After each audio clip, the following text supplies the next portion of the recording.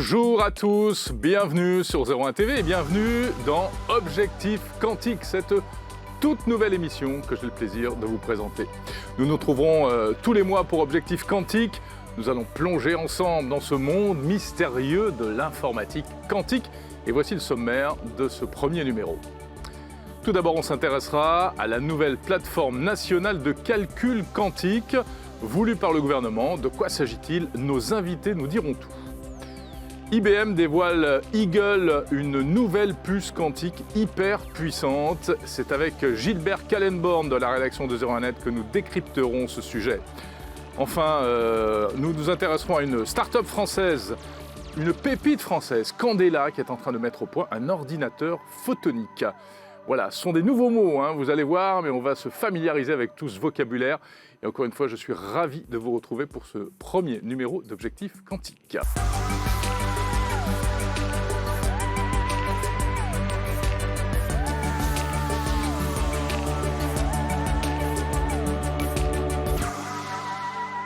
Alors c'est un peu un pari de parler d'informatique quantique parce que autant vous dire tout de suite que l'informatique quantique c'est pas très simple.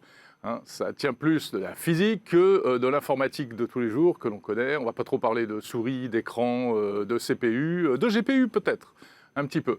Mais on va surtout s'intéresser à ce concept assez mystérieux et puis à toutes ses possibilités et surtout à tout ce qui se passe, notamment en France en termes d'innovation autour du quantique. Qu'est-ce que l'informatique quantique? Comment ça marche? À quoi ça va servir exactement? Vous savez qu'on parle d'amélioration en termes de puissance de calcul dans de nombreux domaines, la cryptographie, la chimie, l'énergie, la finance même. Et donc, où en est l'informatique quantique en France? Vous savez qu'un plan quantique a été lancé en 2020, on va en parler dans un instant. Dans cette émission, nous allons recevoir des spécialistes, des chercheurs, des entrepreneurs également, car il y a une énorme effervescence autour du quantique. Cette émission est donc un défi et je suis ravi de démarrer tout de suite. On va commencer avec l'actu du quantique.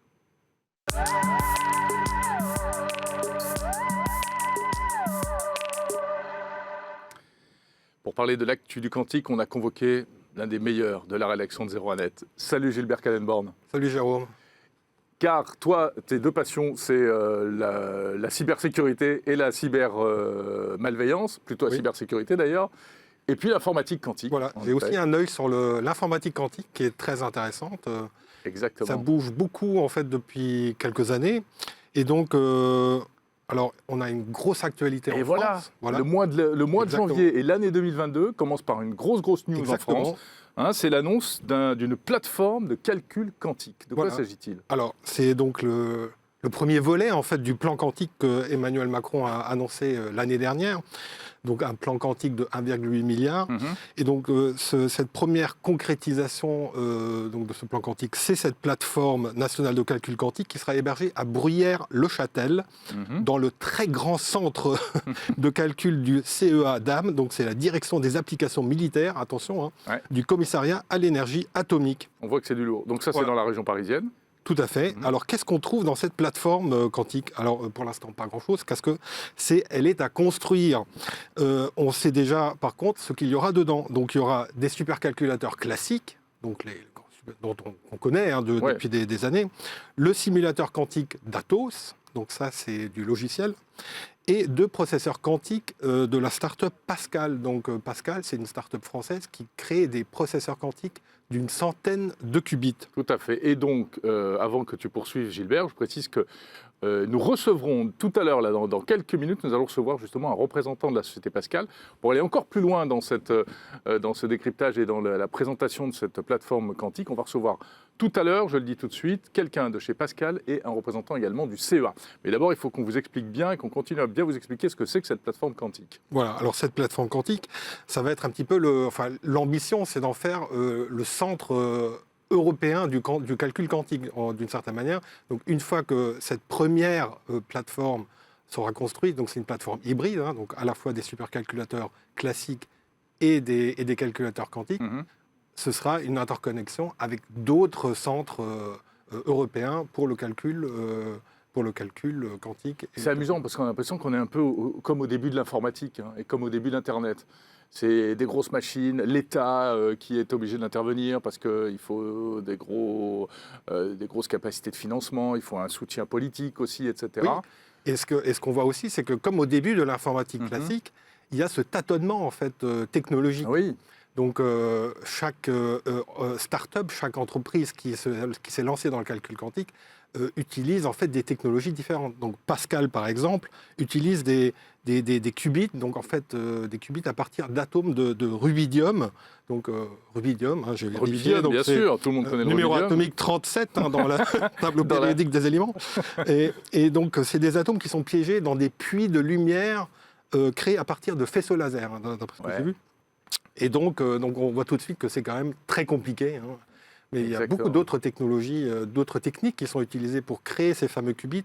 Ces qubits, en fait, la difficulté en fait, dans l'informatique quantique, c'est d'avoir des éléments qui sont suffisamment stables pour pouvoir avoir des états quantiques sur lesquels on peut faire des calculs. Oui, parce qu'il y a beaucoup de perturbations et de risques de perturbations. Tout à fait. Si vous vous demandez ce que sont les qubits, les trucs et les machins, alors surtout restez avec nous parce que dans un instant, là, c'est Adrien Branco qui va nous décrypter tout ça. Gilbert, on continue. Donc cette plateforme, elle va servir, on l'a dit, on le voit, c'est encore un peu expérimental, mais on sait déjà dans quelle direction ça va aller, à quoi ça, par qui ça va être utilisé, etc. Alors ce sera un usage dual, hein, donc c'est à la fois civil et militaire. Ouais. Donc c'est pas pour rien que c'est hébergé par le CEA. Donc au niveau militaire, donc là, ce serait par exemple le traitement de milliards de données en un temps record pour le renseignement, par exemple, coordonner les trajectoires de milliers de satellites dans l'espace ou de milliers de blindés sur un théâtre d'opération, ou concevoir des objets très complexes, comme des antennes radar ou des coques de bateau. Donc dès qu'il y a du calcul très très complexe, très très difficile à faire, a priori, donc ça pourrait nous aider, aider voilà. en tout cas. L'idée, c'est dès qu'on touche aux limites de l'informatique traditionnelle, voilà. parce qu'il faudra encore plus de puissance, c'est là où le quantique va pouvoir, on l'espère, rendre des services. Dans le civil, la killer app, a priori, c'est la chimie, parce que concevoir en fait, des molécules, ça demande beaucoup, beaucoup de calculs, et là, l'ordinateur quantique pourrait faire ça beaucoup plus rapidement. Oui, bien sûr, bien sûr. Donc cette plateforme de calcul quantique, c'est un peu une première, hein. C'est carrément une première en France d'ailleurs. C'est amusant parce que ce que je disais, on voit que là c'est l'État quand même qui impulse ça. Dans d'autres pays, notamment les États-Unis, c'est très privé.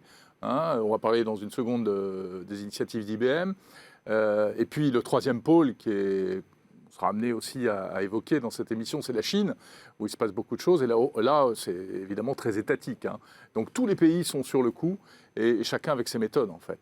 Tous les pays sont sur le coup, et il y a aussi les projets qu'on ne connaît pas, parce que le calcul quantique, ça a également il y a aussi une ambition, on va dire, de renseignement. Donc c'est un secret de polichinelle que la NSA, par exemple, travaille aussi sur un ordinateur quantique. Oui, la NSA américaine, l'agence de renseignement américaine. Ouais. Voilà, mais évidemment, là, on ne connaît pas, on ne sait pas ce qu'ils font. C'est des projets qui sont secrets. Et donc, en Chine, sans doute aussi, il y a des projets qu'on ne connaît pas. Bien sûr, ouais, on est à cheval entre il va y avoir des applications commerciales, scientifiques et puis militaires, bien évidemment, donc il y a une partie secrète. Ça va bouleverser, normalement, si ça marche, mais ça va bouleverser toute l'informatique. Ouais. Voilà, cette plateforme de calcul quantique. Donc je le rappelle, on en parle en détail dans une seconde avec nos invités. Autre actu, Gilbert, alors c'est une innovation technologique, elle est signée IBM. Oui, alors donc c'est Eagle, en novembre dernier. Big Blue, hein, comme on l'appelle, IBM, a annoncé son processeur Eagle qui compte jusqu'à 127 qubits. Alors c'est beaucoup ou c'est pas beaucoup, 127 qubits? Alors 127, c'est beaucoup. Donc c'est l'une des puces actuellement qui a le plus de qubits. La plus puissante, voilà. d'accord. Alors là, je sais que c'est une question piège. C'est une question, oui. Alors, certains diront en fait que le nombre de qubits, c'est pas tout. Ce qui compte aussi, c'est la qualité du qubit. Exactement. C'est-à-dire, donc, évidemment, il en faut le plus possible, mais il faut aussi avoir des qubits de qualité qui sont stables en fait dans ce fameux état quantique qui nous permet de faire ce calcul. Donc Eagle, ce sera stable? Alors Eagle, c'est ce qu'ils disent. En tout cas, donc, chez IBM, les qubits sont faits à partir de circuits supraconducteurs que l'on refroidit à une température proche du zéro absolu. Donc c'est une autre technologie que celle, par exemple, de Pascal. Voilà, c'est une autre technologie. C'est la même démarche que chez Google, par exemple. Ils utilisent également des circuits supraconducteurs.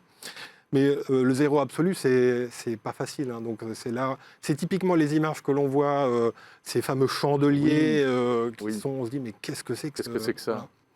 Donc c'est utilisé, en fait, c'est pour atteindre ce fameux zéro absolu. Oui, c'est plus un frigo qu'autre chose. C'est un frigo. Alors, c'est pas exactement ce qu'on voit actuellement. Là, ce sont d'autres images. Là, je pense que c'est plutôt des images de supercalculateurs. Oui, le chandelier, on a tous en mémoire ces images de trucs dorés, là, avec des tuyaux partout. Et plus on descend, en fait, plus c'est froid. Oui, bien sûr. C'est là où la puce est refroidie. Donc, alors, cette nouvelle puce sera mise à disposition des partenaires d'IBM au travers de la plateforme IBM Cloud. Alors, évidemment, pour un usage expérimental, donc les entreprises vont pouvoir tester en fait le calcul quantique avec les premiers algorithmes, comment coder, tout ça c'est très très nouveau. Parce que ça aussi c'est en friche. Enfin, on va défricher tout ça en fait. Tout est à faire en fait, tout est à créer. Alors par contre, qu'on peut souligner quand même, c'est IBM, la grande ténacité en fait de cette entreprise. La précédente puce date de 2020, Hummingbird 65 qubits. Un an avant, en 2019, Falcon 27 qubits. Donc chaque année, il y a un doublement du nombre de qubits. Jérôme, ça vous fait penser Ça fait penser, ce serait pas un petit peu comme la loi de Moore Oui, c'est bizarre. Dans l'informatique loi de Moore, donc IBM nous refait la loi de Moore. Et c'est pas fini. En 2022, Osprey, 433 qubits. Condor, en 2023, 1121 qubits. Donc le plan de route d'IBM, c'est impressionnant quand même. Chaque année, un doublement. Ils savent déjà exactement. Oui, ils ont fait des annonces d'ailleurs très précises. Hein, voilà. C'est un acteur vraiment qui. Une régularité quasi militaire qu'on connaît depuis de nombreuses années. Hein, oui, on a vu ça chez Intel, principalement. Parce que chez les autres acteurs, les grands acteurs, Microsoft par exemple, avaient fait des annonces sur une puce révolutionnaire utilisant les fermions de Majorana, mais après c'était silence radio. Hein. Google avait déclaré la suprématie quantique en 2019 avec une puce Sycomore de 54 qubits, mais depuis, pas grand-chose. Donc là, on voit quand même IBM, chaque année, on avance ces pions. IBM avait également déjà annoncé un ordinateur quantique commercial, System One, présenté au CES en 2019. Bon, je ne pense pas qu'il y a beaucoup de clients. Hein. Non. Vous en avez un peut-être, Jérôme, chez vous? Non, alors j'ai pas d'ordinateur quantique à la maison. D'ailleurs, on va expliquer que à mon avis, c'est pas demain la veille qu'on aura ça chez soi, hein, sur son bureau. Mais bon, ça montre qu'effectivement, ça ne cesse d'évoluer. Mais il y a des grands noms dont on n'entend pas parler. Intel, ils sont dans le quantique, par exemple? Alors, Intel, oui. Ils disent oui, on y est, mais il n'y a pas beaucoup d'annonces concrètes. Hein. Non, il n'y a pas beaucoup d'annonces. Enfin, les géants y sont, mais il y a aussi beaucoup il y a des dizaines en fait, d'entreprises dont on ne connaît pas les noms, qui se sont lancées, souvent des émanations en fait, d'universités, de labos de recherche. Ouais. Donc mais c'est ça qui est passionnant et qui fait penser, encore une fois, au début de l'informatique. C'est-à-dire que quand les grands acteurs n'étaient pas établis et où il y avait 15 000 modèles d'ordinateurs différents, avec 15 000 systèmes d'exploitation différents, et il y avait de la place pour tout le monde et chacun essayait de se positionner. Quoi. C'est la grande époque des Commodore, je sais pas quoi, d'Apple, qui étaient petits à l'époque. Oui, tout le monde navigue à vue parce que pour l'instant, aucun calcul utile n'est sorti en fait pour l'instant de toutes ces recherches. Bon, il y a une théorie en fait sur l'informatique quantique, sur le calcul. On sait que voilà, il y a certains algorithmes qu'on connaît déjà qui permettront d'avoir une accélération exponentielle en fait du calcul. Donc on voit que voilà l'utilité, mais pour l'instant on n'y est pas encore. Gilbert, rapidement parce que l'heure tourne. Troisième news, elle est un peu plus business.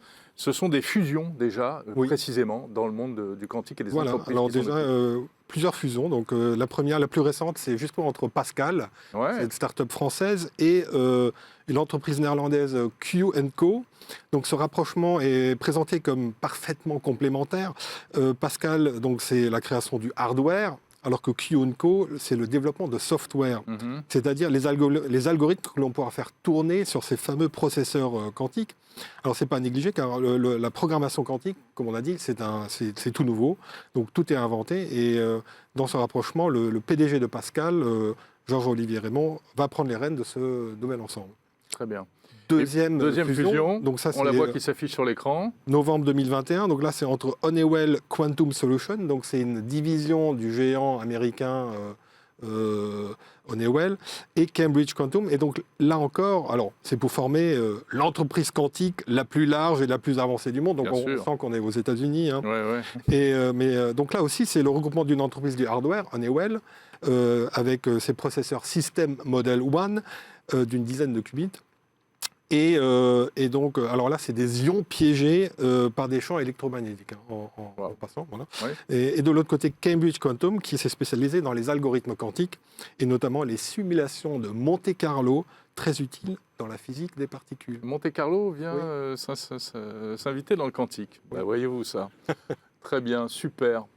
C'est incroyable. On voit bien donc effectivement que toute cette émulation, et il y aura sans doute encore d'autres rapprochement dans les mois à venir. Merci beaucoup Gilbert Kallenborn de la rédaction de 01net, qu'on retrouvera j'espère le mois prochain pour le prochain numéro d'Objectif Quantique. D'ici là, nous allons vous proposer une autre rubrique régulière également dans cette émission. Ce sera la Minute Décryptage. Et pour décrypter, eh bien, on a fait appel à Adrien Branco, qui est excellent qui est excellent pour faire passer ce genre de message. On va s'intéresser donc, après cette petite mise en bouche et mise dans l'ambiance avec Gilbert, au cœur du problème. Au fond, qu'est-ce que c'est que l'informatique quantique? Explication d'Adrien Branco.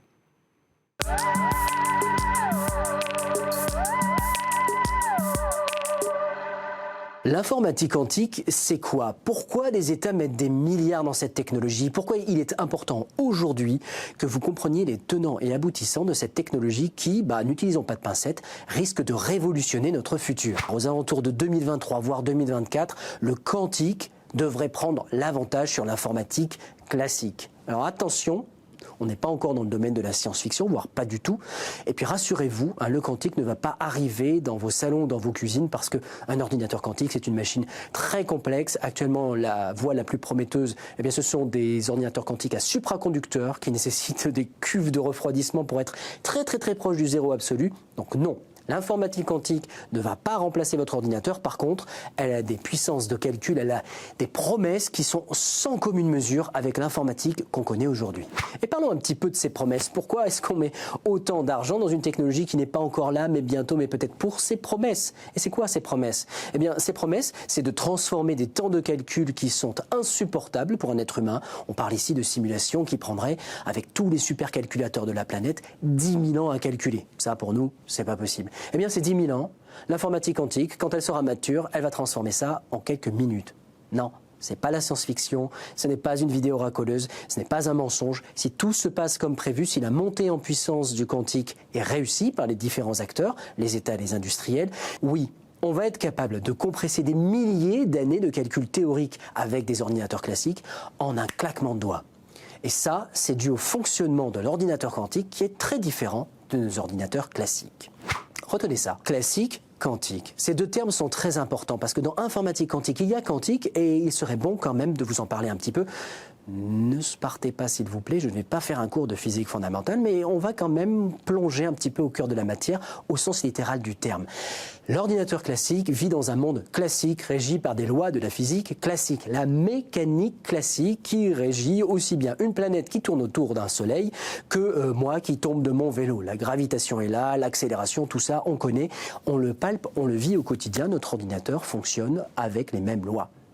Dans le quantique, pas du tout. Le quantique est un monde parallèle qui existe, non pas autour de nous, mais dans nous. C'est le monde qui régit quoi? Tout ce qui est du niveau atomique et subatomique. Parce que quand on commence à zoomer dans la matière, quand on commence à s'intéresser à la façon dont fonctionnent les atomes et les petites particules qui sont autour ou qui appartiennent à ce monde-là, on se rend compte que nos lois classique ne s'applique absolument pas. Exit la gravitation, bonjour les forces électromagnétiques et des choses avec des noms un petit peu barbares tels que intrication quantique. Bref, là, on va parler de physique fondamentale et on va s'arrêter directement. Toujours est-il que les lois classiques ne s'appliquent pas et ça, pour le calcul, c'est une chance. Parlons peut-être de la différence fondamentale dont un ordinateur classique et quantique vont fonctionner pour un problème. J'ai une boîte. à l'intérieur, 10 000 pièces de Lego. 9 999 de ces pièces sont rouges et une est orange foncé. C'est très difficile à discerner. Comment va fonctionner l'ordinateur classique? Eh bien, il y a un certain nombre de transistors. Disons qu'il va être capable d'analyser une brique par cycle de calcul. Eh bien, on va attendre de trouver la bonne brique au bon moment et on va lancer le calcul et il va regarder, c'est une bonne brique, non, c'est pas la bonne brique, non, c'est pas la bonne brique. C'est pas du tout comme ça que fonctionne l'ordinateur quantique. L'ordinateur quantique, il est capable de voir tous les éléments de la solution en un seul cycle de calcul. Alors, on ne va pas rentrer... C'est parce qu'il y a cette fameuse superposition et intrication quantique. C'est parce que dans ce monde-là, il n'y a pas des bits, il y a des qubits. L'information n'est pas 1, 0. Non, non, non, non. L'information, elle est 1 ou 0 et 1 à la fois. C'est très abstrait. Mais toujours est-il qu'un ordinateur quantique, il voit sa puissance de calcul exploser dès lors qu'on rajoute un seul qubit. Alors que dans l'informatique classique, quand je veux doubler ma puissance de calcul, je double le nombre de processeurs, le nombre de transistors ou les fréquences. Il suffit de rajouter une unité de calcul à l'ordinateur quantique, plus précisément processeur quantique, pour doubler sa performance. Alors que la progression des performances est linéaire dans les systèmes classiques, je rajoute un processeur, je double les fréquences, elle est exponentielle dans un système quantique. Alors oui, même si le processeur quantique le plus puissant aujourd'hui n'a que 127 qubits, dès lors qu'on en créera un qui a 128, on doublera ses performances de calcul. Voilà, alors début d'explication de l'informatique quantique avec Adrien Branco. On espère que ça vous aura un petit peu fixé les esprits. On voit qu'on est vraiment sur quelque chose d'assez sensible et difficile à percevoir. C'est pas fini. Là, vous avez vu, grosso modo, ce qu'était l'informatique quantique. Maintenant, la vraie question, c'est à quoi ça pourrait servir tout ça, Adrien? Une technologie qui offre de grandes promesses de puissance de calcul, des États qui mettent beaucoup d'argent, un ordinateur qui fonctionne de manière un petit peu opaque. Vous êtes bien gentil, mais pourquoi vous me parlez de ça maintenant? Eh bien parce que ça va littéralement changer le cours de nos vies, de nos industries, de nos économies, et aussi ça va introduire de nouvelles difficultés. Et pourquoi? Parce que cette puissance de calcul, elle va révolutionner d'abord la recherche. Parlons des choses très positives. On va pouvoir trouver des médicaments, des vaccins de manière beaucoup plus rapide. Pourquoi? Parce que quand il fallait 10 000 ans pour calculer toutes les conformations spatiales d'une molécule de médicament, quand l'ordinateur quantique sera suffisamment puissant, bam! On aura calculé toutes les conformations spatiales, on aura identifié celle qui permet de se fixer par exemple à un virus, et ça sera terminé. Alors qu'aujourd'hui, on demande du temps de puissance de calcul de supercalculateur, on vous fait installer avec certains programmes participatifs des petits logiciels pour que vous participiez à la pliure des molécules. Bref, actuellement, on manque de puissance de calcul pour modéliser vraiment le comportement de la matière. Les simulations, on les fait un petit peu au rabais. Ça va permettre de trouver aussi de nouveaux matériaux. Les Allemands, d'ailleurs, sont très en pointe pour essayer de trouver de nouvelles batteries. Et comment? En rentrant les propriétés physico-chimiques des atomes dans un ordinateur classique qui parle avec un ordinateur quantique qui, lui, essaie de trouver de nouveaux agencements atomiques qui seraient plus performants. L'avantage quantique, qu'est-ce que c'est? Qu'est-ce que ça va changer très rapidement, dans à peine 1 an et demi, 2 ans? Eh bien ça, je vous en parle le mois prochain. Merci beaucoup, Adrien Branco, que nous retrouverons chaque mois dans Objectif Quantique pour décrypter, pour qu'il nous explique toutes ces notions, encore une fois, pas forcément évidentes à percevoir. Voilà, on va passer tout de suite écoutez, au dossier du mois. On va s'intéresser en détail avec nos invités à l'annonce de ce début d'année, l'installation d'une plateforme de calcul quantique ici en France.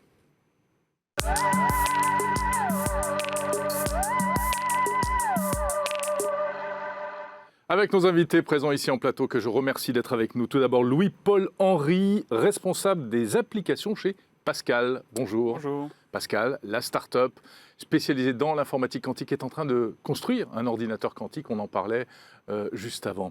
Et puis avec nous également, Jean-Charles Lafoucrière. Bonjour. Bonjour. Vous êtes responsable programme de calcul haute performance au CEA, qu'on a évoqué également au début d'émission. Donc vous allez travailler ensemble, en fait, tous les deux, messieurs, si on a bien compris, dans le cadre de cette fameuse plateforme de calcul quantique. Dans un instant, vous nous expliquerez ce qu'est l'ordinateur quantique de Pascal.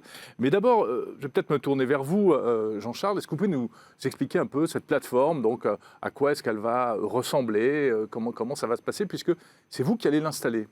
Tout à fait. Donc la plateforme, elle va s'installer au centre de calcul du CEA, donc ça s'appelle le TGCC.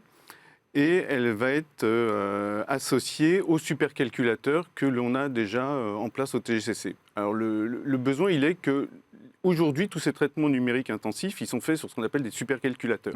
Donc c'est des des- ordinateurs classiques hyper puissants. Tout à fait, classiques, avec des dizaines de milliers de processeurs, etc. Et on sait que les ordinateurs quantiques, avec leur potentiel, vont pouvoir être nettement plus performants que ces machines, mais uniquement sur certains algorithmes, sur certains traitements. Et donc l'idée de la plateforme, c'est de mettre en place un couplage ordinateur classique, ordinateur quantique, c'est pour ça qu'on appelle ça une plateforme hybride, Mhm. dans lequel on va mettre en place plusieurs ordinateurs quantiques au fur et à mesure des années, et les associer à l'ordinateur classique. Alors, dans un premier temps, ce qu'on va faire très rapidement, c'est mettre en place ce qu'on appelle une QLM, c'est Quantum Learning Machine d'Atos, qui est une machine classique, mais qui est un émulateur de machine quantique. D'accord. Et donc, dès le début, on va pouvoir commencer à faire du Donc, concret, qui à simule travailler, du voilà, quantique en fait. qui simule des machines quantiques et qui va permettre de développer des algorithmes couplés quantiques classiques. Et après, au fur et à mesure que les ordinateurs quantiques vont devenir réalité, vont devenir des vrais produits installables dans nos centres de calcul, à ce moment-là, on va acheter et mettre en place différentes technologies qui vont toujours pouvoir être utilisées via la QLM. Et donc, les utilisateurs vont pouvoir bénéficier directement de la vraie accélération quantique quand les machines seront disponibles. C'est là que l'histoire commencera pour de C'est bon. là où on verra les Voilà. choses. Et donc, vous allez commencer avec un ordinateur de chez Pascal. Alors, Louis-Paul, vous pouvez nous présenter en quelques mots Pascal d'abord et ensuite l'ordinateur quantique de Pascal? Tout à fait. Donc, Pascal, c'est une start-up qui a été fondée en 2019, donc il y a bientôt 3 ans, par des experts de technologie quantique. Donc, c'est une société qui est en très forte croissance. Il y a à peu près, l'année dernière, à cette date, nous étions une dizaine d'employés. Et là, nous sommes pratiquement 70 maintenant. Oui, c'est vraiment la trajectoire de la start-up. C'est la trajectoire de la start-up, oui, mais de toute façon, la technologie le demande. Nous avons besoin d'expertise de nombreux domaines. Donc Mhm. Vous êtes basé à Saclay, sur le plateau de Saclay, c'est ça? oui, sur le plateau de Saclay, Oui. oui. C'est la technologie fondatrice qu'utilise Pascal a été développée à l'Institut d'optique à Palaiseau. Et donc, c'est naturellement autour de cet institut que la société s'est Et développée. on sent que c'est vraiment là, la naissance de l'écosystème quantique, il est là. Enfin, c'est là aussi où il y a une concentration d'institutions comme le CEA, de beaucoup d'organismes, des chercheurs, des universités, etc. Oui, tout à fait. Oui. Il y a vraiment tous les ingrédients sont là pour pouvoir développer un écosystème d'échelle internationale autour des différents acteurs présents dans la région. Oui, ça, Alors, cet ordinateur quantique de Pascal, parce que l'ordinateur quantique, il y a un mystère, on dit oui, ça existe pas, ça va exister. C'est donc qu'il y a plusieurs sortes d'ordinateurs quantiques. Le vôtre, j'ai eu la chance de le voir. Je suis allé dans les locaux de Pascal et donc j'ai vu, alors ça n'a rien à voir avec un ordinateur de bureau actuel. C'est une espèce de machine avec des lasers, des tuyaux, des tas de choses dans tous les sens. Vous pouvez nous le présenter? Alors, comme on l'a vu tout à l'heure dans la présentation, les briques élémentaires du calcul quantique sont des qubits, Ouais. pour des quantum bits, par analogie avec les bits classiques. Et différentes technologies existent pour utiliser la mécanique quantique à ces fins. Et dans le cas de Pascal, le qubit, donc cette quantité d'informations élémentaires, qui peut être soit 0, soit 1, est encodé dans des atomes de rubidium. C'est un élément de la table périodique, qu'on a peut-être des souvenirs de lycée.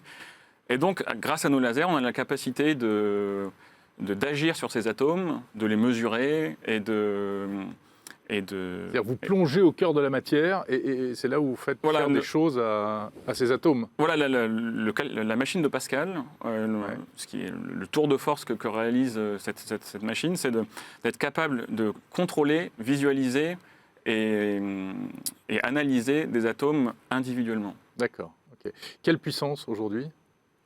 Ça se mesure en qubits, non? Là, on a, chez Pascal, l'ordinateur quantique existe d'ores et déjà. On a démontré en avril dernier un calcul avec 196 qubits, qui a été publié dans la revue Nature. Et nous avons d'ores et déjà aussi un prototype industriel, et nous venons d'ouvrir notre usine de production pour des prototypes, pour des machines. Pour des machines. Vous allez vendre des ordinateurs quantiques, voilà. Ça y est, c'est du concret. Et aujourd'hui, nous aurons d'ici la fin de l'année une machine de 100 à 200 qubits disponible. D'accord, ok. Alors, je le disais, Jacques-Charles Lafaucrière, donc c'est vous, au CEA, qui allez vous charger de mettre en place cet ordinateur, suivant le système et le schéma que vous nous avez expliqué juste avant. Donc, à quoi... c'est compliqué, l'installation, d'intégrer tous ces systèmes ensemble? L'installation en elle-même, je dirais, c'est pas forcément compliqué parce que les sociétés arrivent avec des produits, donc c'est des produits industriels, donc ça s'installe.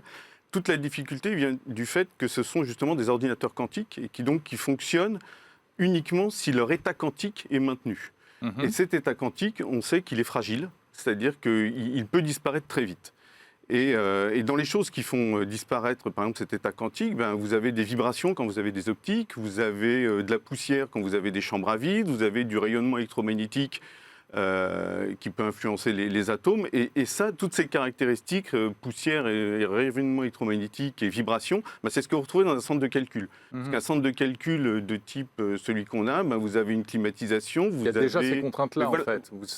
C'est plutôt que vous produisez, vous avez des disques durs, vous avez des ventilateurs qui génèrent tous ces effets-là. Et donc, toute la difficulté et la nouveauté, c'est qu'aujourd'hui, on va devoir intégrer des machines qui n'ont pas les mêmes contraintes environnementales que nos machines classiques, qui, elles, supportent sans problème les vibrations et tous ces soucis. D'accord. Okay. Donc, la difficulté au niveau matériel, elle est là. Alors après, il y a une deuxième difficulté qui est la difficulté logicielle, puisque ces environnements, donc ces supercalculateurs, ils sont utilisés par ce qu'on appelle du temps partagé.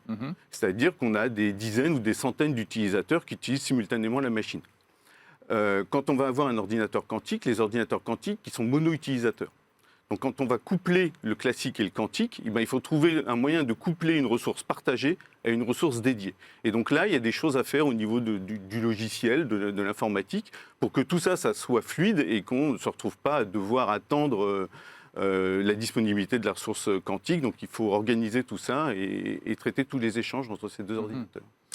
Alors, la grande question, après le comment on fait, c'est qu'est-ce qu'on fait? Que va-t-on faire avec cet ordinateur? Louis-Paul Henry, précisément, c'est votre spécialisation. Vous êtes responsable des applications chez Pascal. Donc, qu'est-ce qu'on peut faire avec l'ordinateur de Pascal? Alors déjà, la chose, comme ça a été mentionné précédemment, tous les ordinateurs quantiques sont très bons pour résoudre une certaine classe de problèmes. Oui, mais un petit problème comme ça, c'est pas... Finalement, ils font moins de choses que nos ordinateurs d'aujourd'hui. Alors, moins de choses, oui, mais mieux. Mais mieux. Et une des forces de la machine Pascal, c'est on peut la reconfigurer entre chaque calcul afin de traiter d'autres problèmes spécifiques de manière efficace. Les gros problèmes pour lesquels les ordinateurs quantiques ont déjà montré beaucoup de promesses sont des problèmes d'optimisation. On travaille notamment avec EDF à optimiser le placement et l'attribution de bornes de recharge pour véhicules électriques. Parce qu'il faut brasser beaucoup de données. Il faut brasser beaucoup de données et c'est un problème qui s'écrit de manière très efficace et très directe sur notre architecture. Mais il faut écrire des logiciels pour ça. Il faut écrire et c'est notre travail justement chez Pascal. Et on croit fortement en la nécessité et la puissance d'avoir un développement full stack vraiment où chez Pascal nous maîtrisons du hardware jusqu'aux aux applications dernières. Vous êtes le Apple du quantique. Apple, oui, maintenant qu'Apple fait ses puces, oui. Vous faites tout vous-même, quoi. Mais du fait des propriétés des ordinateurs quantiques, où il faut vraiment développer spécifiquement pour l'architecture, être au cœur et vraiment en contact avec l'architecture permet de développer les applications et les algorithmes. EDF, vous l'avez dit, il y a plein d'autres choses. Bon, on sait que le centre où va être installé cet ordinateur, il est lié aussi avec la défense, avec l'armée. Il y a des applications militaires d'ores et déjà ? Alors, vous n'allez peut-être pas me les révéler, mais... Non, mais vous savez, comme je parlais tout à l'heure d'applications d'optimisation, il y a beaucoup de problèmes classiques qui peuvent se formuler sous une forme qui est très, très adaptée aux ordinateurs classiques. Donc, vous pouvez penser, je ne sais pas... on pense à la chimie, on pense pour la chimie, et ça, c'est aussi une force de Pascal, où là, pour ce qui est chimie, je me permettrai de paraphraser Richard Feynman, le prix Nobel américain, qui disait qu'il n'y a rien de mieux qu'un système quantique pour étudier un autre système quantique. Ah oui. Déjà, au début des années 80, il avait prédit que les ordinateurs classiques arriveraient à leur limitation et que du fait de l'échelle dont on parlait tout à l'heure dans la vidéo, de la croissance exponentielle qu'on gagne, du gain exponentiel qu'on gagne avec l'ordinateur quantique, ça avait été déjà développé par Feynman. Ça avait déjà dans les été années théorisé, 80. en fait. Et donc pour tout ce qui est simulation de chimie, simulation que ce soit pour découvrir des nouvelles drogues, optimiser de nouveaux... Des nouvelles drogues, des nouveaux Pardon, médicaments. nouveaux médicaments, excusez-moi.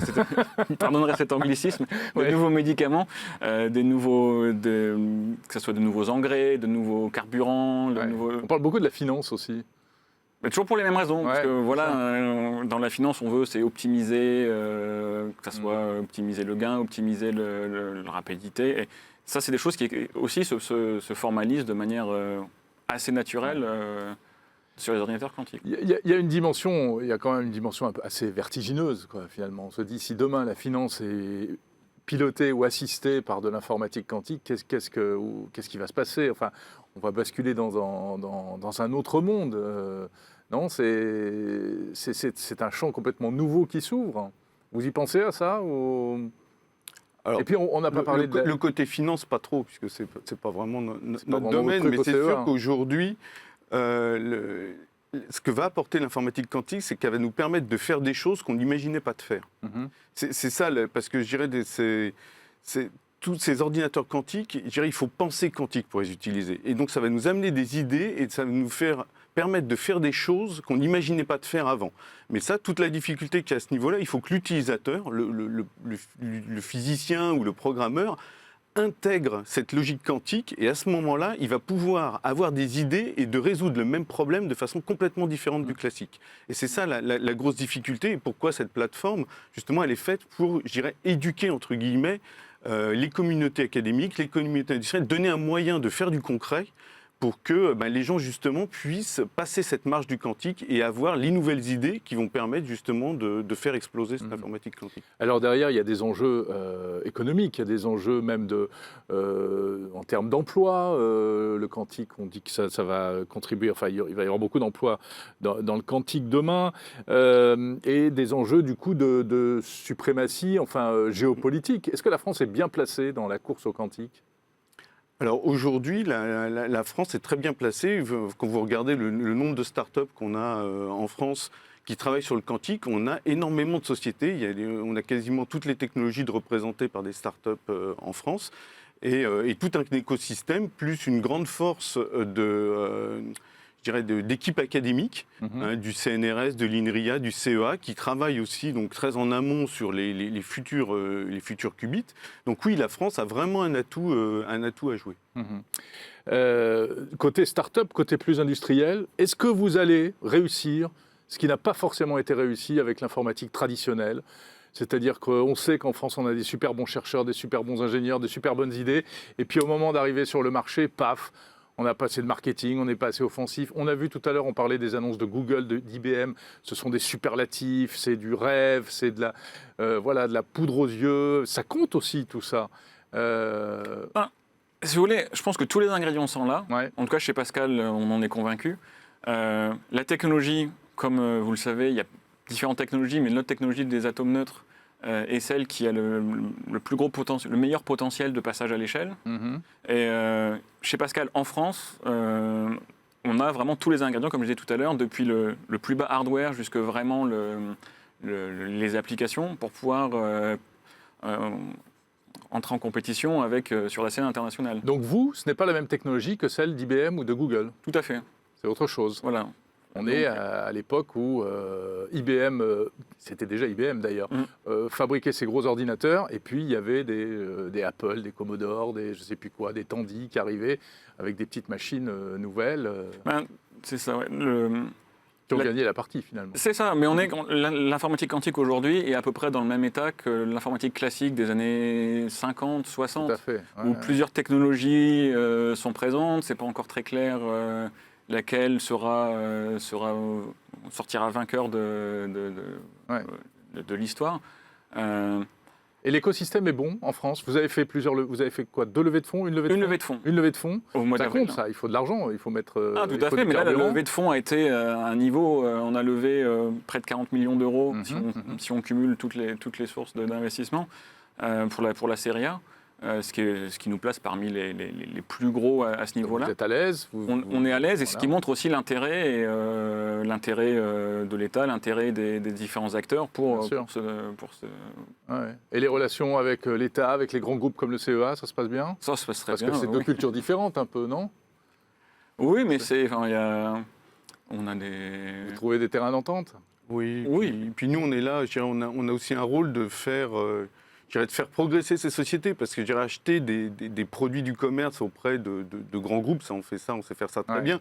ouais. Et on sait ce que c'est que les contraintes de passer d'une start-up qui va avoir un prototype en laboratoire, d'aller installer ça chez un site client comme nous, qui va avoir des contraintes d'exploitation, des contraintes d'utilisateurs, etc. Mhm. Et justement, notre rôle, c'est d'aider ces startups à faire ce passage et à arriver vous avec allez des les produits challenger, que vous allez voilà, les challenger, leur montrer ce qu'attendent un centre de calcul. Parce que je dirais, on n'est pas le seul. Il y a d'autres centres de calcul en Europe qui vont aussi acheter ce type de machine. Je dirais, nous, on est conciliant, je dirais, avec une start-up française. Mhm. Je ne suis pas sûr que les Allemands ou les Finlandais ou les Suédois auront la même je dirais, bienveillance vis-à-vis d'une start-up française. Bien sûr. Donc nous, notre rôle, c'est de les aider pour avoir des produits qui s'installent sans aucun problème chez tous les centres de calcul sur la planète. Super. Ça ouvre quand? Ça démarre quand concrètement cette, Alors concrètement, ça va démarrer début 2022. Là, on va recevoir les premiers éléments qui sont l'émulateur Atos. Mhm. Et le supercalculateur, il est déjà en opération, Il est là. là. Et donc après, Comment ils s'appellent? Ils ont toujours des petits c'est noms. Joliot-Curie. Ça. Joliot-Curie, voilà. Oui. Et Pas des petits noms, c'est des grands noms d'ailleurs. non, C'est plutôt des grands Et noms. après, au fur et à mesure que les machines quantiques vont être disponibles, puisqu'on a prévu d'en acheter 3 ou 4, et bien, dès qu'elles sont disponibles, on les a. Combien ça coûte un ordinateur quantique, Pascal? C'est une bonne question. Vous connaissez pas le prix? Non, vous savez, comme toutes les technologies naissantes, on a une idée de combien ça nous coûte à nous, on n'a pas... Et Ouais. encore, c'est encore... Puis ça se négocie. et ça se négocie, Ouais. voilà. Enfin, c'est pas... Enfin, c'est quoi? C'est en dizaines, en centaines, en millions, en quoi? Vous savez pas? Je crois qu'on m'avait dit le prix, je l'ai oublié en plus. Non, mais c'est sûr que c'est pas en dizaines de milliers d'euros. Non, ça, je non, vous c'est en garantis. centaines de milliers d'euros. Voire plus. Voire mais- plus. oui, Ouais, bien mais- sûr. C'est plutôt du million. Les millions. ordinateurs quantiques, c'est des multiples de millions. Des multiples de millions. Et les machines américaines, je crois qu'elles doivent être à 10 millions ou dans ces eaux-là. D'accord. Donc, l'ordre de grandeur, il est là. Ok. C'est entre du autres. million. D'accord. Bon, super. Merci beaucoup, messieurs.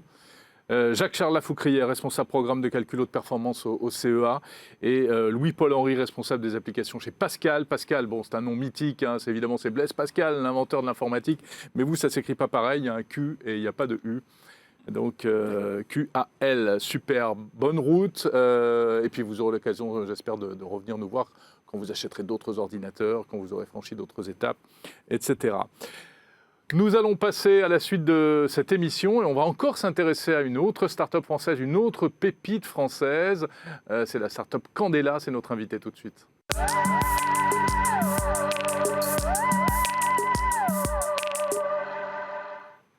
Et mon invité maintenant, c'est Valérian Giez. Bonjour. Bonjour, Vous êtes cofondateur de la start-up Candela. Candela avec un Q. comme quantique. Comme quantique, évidemment, c'est logique. Une autre pépite française, je le disais, qui travaille également à la fabrication, à la conception d'un ordinateur quantique. Mais vous, c'est une autre technologie que celle utilisée par Pascal dont on parlait il y a un instant. Vous pouvez nous présenter alors un petit peu à la fois Candela et puis donc cette technologie d'ordinateur quantique? Bien sûr. Donc Candela est une start-up qui a été créée en 2017 sur une technologie du CNRS sur le plateau de Saclay également. Mhm. Et contrairement aux autres approches, Candela est unique parce qu'on utilise la lumière. D'accord, Si on regarde le nom, Candela, c'est la chandelle quantique. absolument. Donc en fait, on utilise la lumière pour faire des calculs quantiques. Mais Pascal, c'est le laser. Ils utilisent non, des ils lasers utilisent les lasers pour manipuler leurs atomes. Voilà, pour manipuler et leurs les atomes. qubits sont les atomes. Chez D'accord. nous, les qubits sont les photons que nos produits, notre technologie permet de générer avec une très grande efficacité. Il faut D'accord. savoir que l'ordinateur quantique optique, ça fait 20 ans que la communauté scientifique fait la recherche dessus. On a déjà développé des prototypes qui fonctionnent très bien. Mhm. Mais la technologie de Candela est la seule au monde qui permet de passer à l'échelle et d'augmenter au-delà de 10 qubits, ce qui a été déjà démontré il y a 10 ans, et donc de passer à l'échelle. Donc aujourd'hui, Candela se positionne comme un des leaders mondiaux pour développer cet ordinateur quantique optique. Et d'ailleurs, on a déjà des produits qui fonctionnent. On en a livré en Australie, en Russie, en Autriche, aux Pays-Bas, en Italie. Donc on a déjà cette activité très forte internationale qui nous lie avec cet écosystème très fort. Et ce sont des ordinateurs de quelle puissance, si on parle encore une fois en qubits? L'avantage de la société... Même si on sait, on le répète, que ça n'a pas forcément toujours du sens de comparer, puisque tous les qubits sont pas comparables. Il y a beaucoup de choses à regarder. Ouais, bien sûr. L'avantage de la technologie de Candela, c'est qu'on est en train de développer des modules, déjà miniaturiser ces modules et les développer, et tout est connecté par des fibres optiques. Derrière ça, l'avantage concret pour des gens comme le CEA qui veulent intégrer des machines, c'est qu'on va pouvoir monter en ajoutant les modules et monter la puissance de calcul. D'accord. Alors d'ailleurs, vous irez sur le... Vous êtes dans la roadmap de l'équipement de cette plateforme de calcul quantique. Voilà, donc ce qui a été annoncé par le gouvernement avec Cédric O, Florence Parly et Frédéric Vidal, on fait partie du calendrier de ces machines hybrides, effectivement, pour pouvoir faire tout le panel de calcul qui est offert par les ordinateurs quantiques, il va falloir plusieurs plateformes. Il faut des plateformes à base d'atomes froids, il faut des plateformes aussi à base de photons, parce qu'on va directement adresser des problèmes différents, parce que le hardware, la technologie est totalement différente. Que permet votre ordinateur que ne permettent pas les autres? Aujourd'hui, on va mettre dans le cloud un ordinateur quantique cet été avec 6 qubits. Avant ça, on va faire le release d'un simulateur d'ordinateur quantique open source pour pouvoir justement permettre à la communauté des chercheurs et des scientifiques d'apprendre à programmer sur ces ordinateurs quantiques optiques, donc qui utilisent la lumière pour faire des calculs, et directement toucher des applications industrielles concrètes. Très concrètement, on travaille avec une filiale d'Airbus pour le développement de molécules et de nouveaux matériaux plus légers, plus solides. Et ça se fait en lien avec, parce qu'on parle de machines hybrides, ça se fait en lien entre une bonne combinaison entre de l'intelligence artificielle et des calculs sur du quantique. Donc on est déjà en train de travailler sur l'hybridation de nos techniques de calcul. D'accord. Intelligence artificielle et quantique. Il faut prendre le meilleur de toutes les technologies pour pouvoir développer de nouvelles technologies. Voilà, ce sont des choses qui peuvent se rejoindre. Vous parliez qu'est-ce qu'il faut comme profil pour... travailler dans le quantique? Il faut être un chercheur ou il faut être un informaticien? Alors, Candela se positionne comme un acteur full stack, donc on va faire du hardware jusqu'au software, également comme d'autres acteurs. Et donc, pour travailler dans le quantique, on a besoin de tous les profils. Ouais. On a autant besoin des gens en salle blanche, parce qu'on fabrique nos composants en salle blanche qui sont ultra miniatures, ils font quelques dizaines de micromètres. Donc là, c'est plutôt quoi, des physiciens? Voilà, c'est plutôt des ingénieurs, des physiciens sur la chimie des procédés, physique des procédés. Donc on commence en salle blanche. Ensuite, on va intégrer tout ça dans des éléments, donc aujourd'hui dans des racks optiques qui sont connectés par des fibres optiques. Donc c'est rien de plus que des data centers, mais à l'intérieur, au lieu d'avoir les éléments classiques, on va avoir des éléments quantiques développés par Candela.